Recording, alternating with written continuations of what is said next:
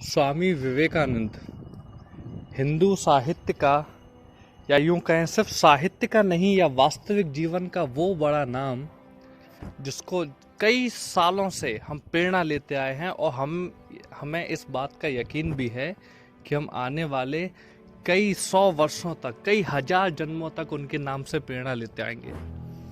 आखिर क्या था उस शख्स में ऐसा? उसके ज्ञान में अद्वैत वेदांत का सिद्धांत, इतना सनातन धर्म का ज्ञाता, वो हम सभी जानते हैं। लेकिन क्या हम ये जानते हैं कि स्वामी विवेकानंद कैसे बने? एक साधारण सा बालक उस स्थिति तक कैसे पहुंचा जहां शिकागो में उन्होंने हिंदू महासभा में भारत को रिप्रेजेंट किया, उसके बारे में बताया, जिससे पूरी दुनिया परिचित हुई। वह स्थिति जो हम सब जानते हैं एक सन्यासी द्वारा निर्मित की गई, जिससे एक बार सन्यासी को लोग इतना क्रूर दृष्टि से देखते थे, अपमान की दृष्टि से देखते थे। स्वामी विवेकानंद ने उस नजरिए को बदला। ना सिर्फ देश विदेश में, पूरे दुनिया में उस नजर को बदला और दिखाया कि सन्यासी कोई भी मामूली व्यक्ति नहीं होता। सन्यासी एक राजा को निर्मित भी कर सकता है और एक राजा को रंग में भी बदल सकता है। लेकिन स्वामी विवेकानंद की शुरुआत हुई कहां से? तो आज हम बात करने वाले हैं स्वामी विवेकानंद और उनके गुरु रामकृष्ण परमहंस की मुलाकात, कि कैसे रामकृष्ण परमहंस, जो कलकत्ता के निवासी एक साधारण सा व्यक्ति, अध्यात्म का एक बहुत बड़ा गुरु, और कैसे स्वामी विवेकानंद की उनसे मुलाकात हुई। एक जवान लड़का, एक नौजवान बलशाली लड़का कैसे संपूर्ण जीवन को त्याग के सन्यासी बना। स्वामी विवेकानंद बचपन से ही बहुत ज्यादा जिज्ञासु और बहुत ज्यादा आक्रामक स्वभाव के थे।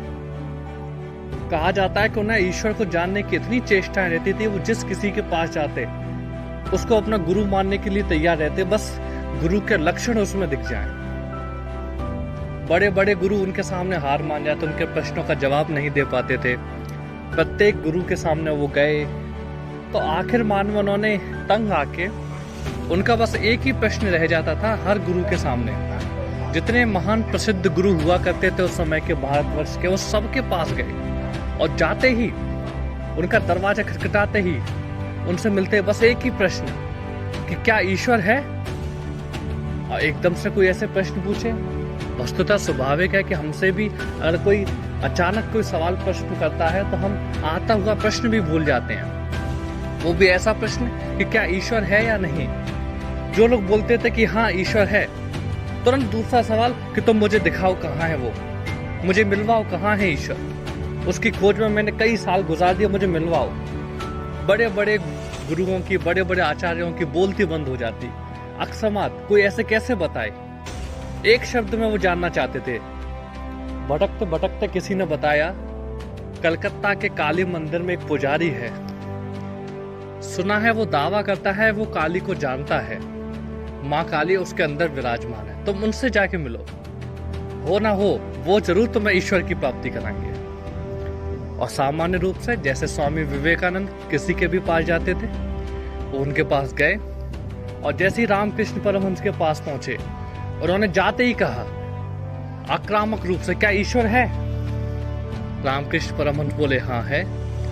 तो बोलते तो दिखाइए मुझे कहाँ है, मिलवाइए मुझे। और रामकृष्ण परमहंस तुरंत खड़े हुए और सीने पे उनके लात मारी, और एकदम स्वामी विवेकानंद जमीन पे और उनके सीने पे रामकृष्ण परमहंस की लात। उन्होंने कहा अभी देखना है क्या? तो ईश्वर को अभी देखना चाहता है? अभी दिखाऊं तुझे ईश्वर? क्या तू तैयार है उस परम सत्ता से मिलने के लिए? है इतना बल तेरे अंदर कि तू उस माँ काली के दर्शन इन नग्न आंखों से कर सके? स्वामी विवेकानंद शांत हो गए। उनको समझ में आ गया कि ये बाकी गुरुओं, बाकी आचार्यों की तरह नहीं है। उन्होंने उसी वक्त स्वामी रामकृष्ण परमहंस के पैर पकड़ लिए। उन्होंने कहा कि गुरुजी आप ही मेरे गुरु हैं, मैं समझ जा चुका। और ध्यान में बैठे बैठे बस एक बार रामकृष्ण परमहंस ने उनके सिर पे हाथ रखा, उनकी समाधि लग गई। एक स्पर्श मात्र से ही, उस गुरु के एक शब्द से, एक स्पर्श से समस्त चीजें, समस्त कर्मों को कट जाने के बाद सिर्फ समाधि का आनंद रह गया। ऐसे गुरु शिष्य परंपरा थी स्वामी विवेकानंद और उनके गुरु रामकृष्ण परमहंस की। अद्भुत ज्ञान, अद्भुत मिलन दोनों का हुआ।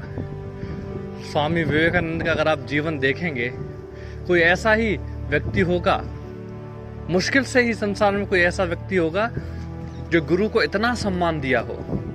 स्वामी विवेकानंद ने जीवन में जितने भी काम किए सब के आगे रामकृष्ण परमहंस मिशन, रामकृष्ण परमहंस लाइब्रेरी, रामकृष्ण परमहंस महाविद्यालय, हर जगह अपने गुरु का नाम। क्योंकि वास्तविकता वो समझते हैं, उनकी जड़, वो तो बस जड़ हैं। जो चेतन तत्व उनके अंदर विराजमान है वो उनके गुरु द्वारा दिया गया है। ये अद्भुत कहानी, अद्भुत रोचक तथ्य था स्वामी विवेकानंद और उनके गुरु की पहली मुलाकात का। हरिओम तत्सत।